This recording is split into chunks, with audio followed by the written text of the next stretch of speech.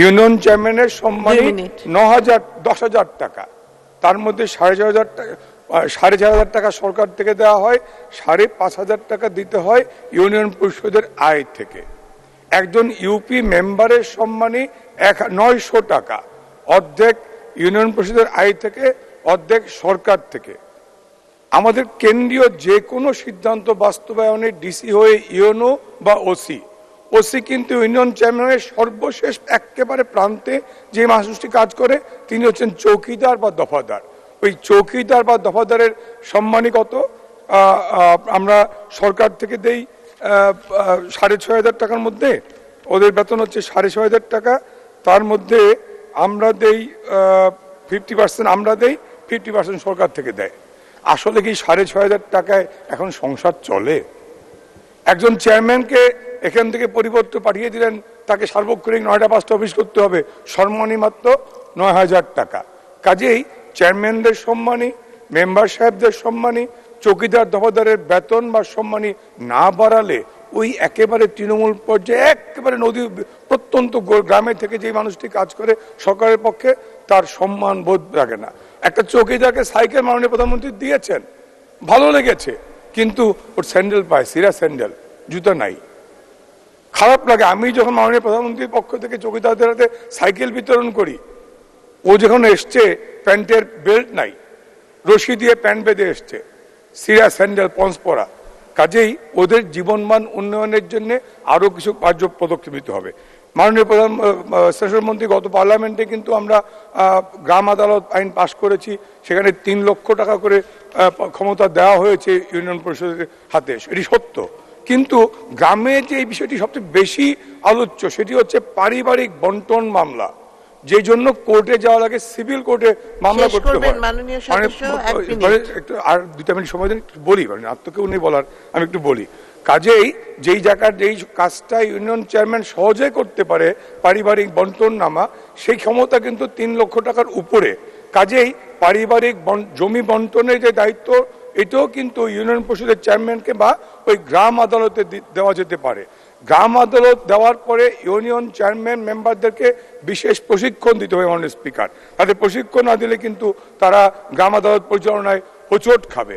আরেকটি বিষয় যে নজরে এসছে, যেহেতু 3 লক্ষ টাকা দিয়েছেন, আমাদের খরচ বেড়েছে, ইউনিয়ন পরিষদের চৌকিদারের বেতন, মানুষের চেয়ারম্যানের সম্মান ইউনিয়ন পরিষদে নিতে হয়, সেই ক্ষেত্রে ঘাট ইজারার যে বিষয়গুলো 2003 সালের যে নীতিমালা, তাতে 20,000 টাকার উপরে গেলে সেটি চলে যায় উপজেলা পরিষদে, 20,000 টাকার নিচে থাকলে থাকে ইউনিয়ন পরিষদে। একটু সময়, কাজেই সেই টাকাটা আজকের বাজার মূল্যের সাথে সামঞ্জস্য রেখে, শেষ করছি, বাজার মূল্যের সাথে সামঞ্জস্য রেখে এখানে ইউনিয়ন পরিষদের ক্ষমতাটা আরেকটু বাড়ানো যায় কিনা। কারণ 20,000 টাকায় তো হয় না, তাদের আয় না হলে চৌকিদার দফাদার চেয়ারম্যানের সম্মানী বেতন দেওয়া সম্ভব না। আর সর্বশেষ এলজিএসপি যেটি ছিল, লোকাল গভর্নমেন্ট স্ট্রেংথেনিং প্রকল্প, তারপরে এখন মন্ত্রণালয় থেকে উন্নয়ন সহায়তা তহবিল দেওয়া হয়।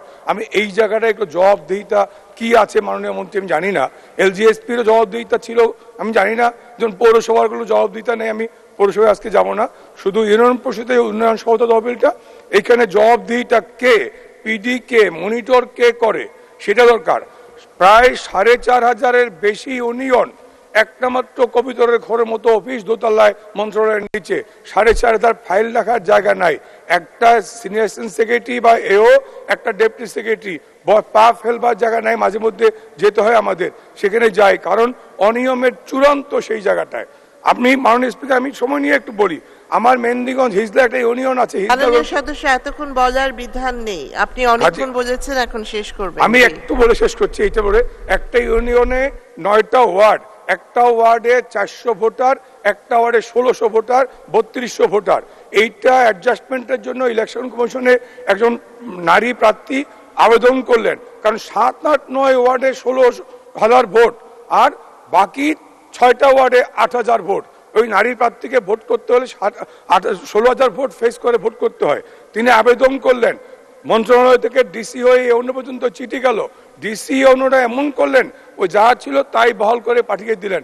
এইখানেও কিন্তু ওই ইউনিয়ন পরিষদ সেকশন বা মন্ত্রণালয়ের মন্ত্রী সচিবদের আরেকটু যদি নজরদারি না থাকে, তাহলে কিন্তু ন্যায় বিচার প্রতিষ্ঠা হবে না। এই যে দুর্নীতি করে একটা নারী আসনে 7, 8, 9, 16,000 ভোট, আর বাকি 6 ওয়ার্ডে 8,000 ভোট। এটি হয় না। এই কারণে ওই যে স্তরে স্তরে দুর্নীতি, এটি বন্ধের জন্য মাননীয় মন্ত্রীর কাছে আমি আবেদন জানাই। মাননীয় স্পিকার, আপনাকে ধন্যবাদ। ইউনিয়ন পরিষদ আইন সংশোধনীর প্রস্তাব উত্থাপিত হয়েছে এবং আমাদের মাননীয় সংসদ সদস্যরা তাদের স্ব স্ব অবস্থান থেকে এই ব্যাপারে কিছু মন্তব্য এবং ভিন্ন মতামত উত্থাপিত করেছেন। তো এখানে কয়েকটি বিষয় আমার মনে হয় একটু ব্যাখ্যা করা প্রয়োজন। নারী ক্ষমতায়নের কথা বলা হয়েছে।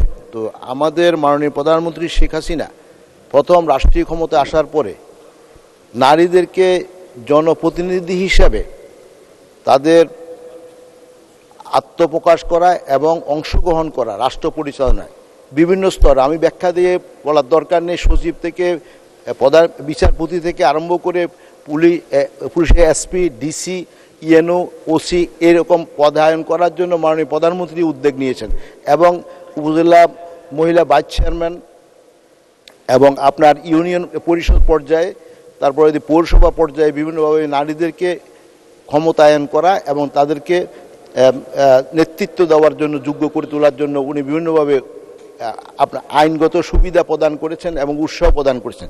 যার পরিপ্রেক্ষিতে আমার মনে হয় আজকে সারা পৃথিবীতে বাংলাদেশের নারীদের সম্বন্ধে বলা হয় যে উমেন এম্পাওয়ারমেন্টের যে কথাটা বলা হয়, এটা শুধুমাত্র মাননীয় প্রধানমন্ত্রী শেখ হাসিনার নেতৃত্বের কারণে শুধুমাত্র সম্ভব হয়েছে। এখানে আইনগত অনেকগুলো বিষয় আছে, এখানে ব্যাখ্যা করলে অনেক সময় লাগবে এবং এই বিষয়গুলো অত্যন্ত যৌক্তিক এবং আলোচনার সাপেক্ষে এরকম ব্যবস্থা করা হয়েছে।